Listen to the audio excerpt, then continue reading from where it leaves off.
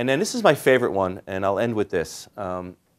So in South Africa, 40 million people are diagnosed with HIV. But unfortunately, the government of South Africa doesn't have any public awareness campaign associated with that terrible fact.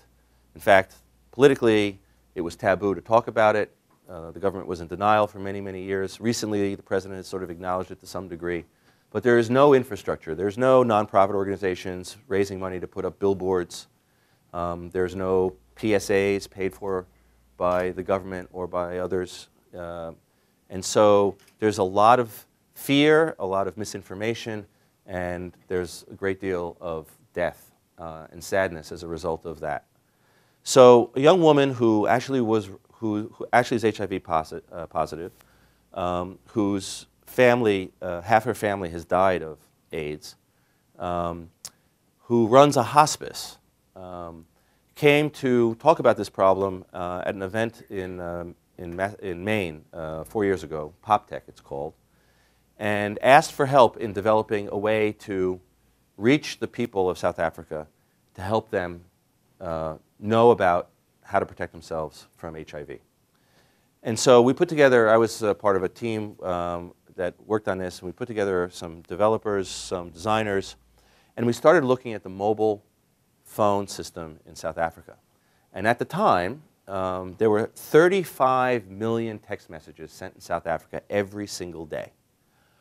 7 million of those text messages were only 3 letters, PCM, which stands for please call me. And the reason why people would send that message is because many people in South Africa didn't have minutes on their phone because they couldn't afford it, but they got 7 to 10 free messages every day that they could send text messaging. So they would text message a friend of theirs that had minutes on their phone to call them. And they only had to send the 3 letters because that was all that was needed. So we went to the telephone companies in South Africa and suggested to them that they allow us to embed a public service announcement in the other 157 characters of white space of PCM text messages. And they agreed. So we started the project 4 years ago, and they allowed us to do it in 5% of all the PCM text messages. Since we've started, over 100,000 people have been tested for HIV.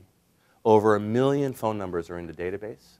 And the project is expanding to cover tuberculosis and malaria in Tanzania and the Congo. This is WeGovernment in action. And these kinds of projects are going to continue to grow. And I encourage you to watch them, support them, build them yourselves, and let's fulfill the promise of our country's participatory democracy. Thank you very much.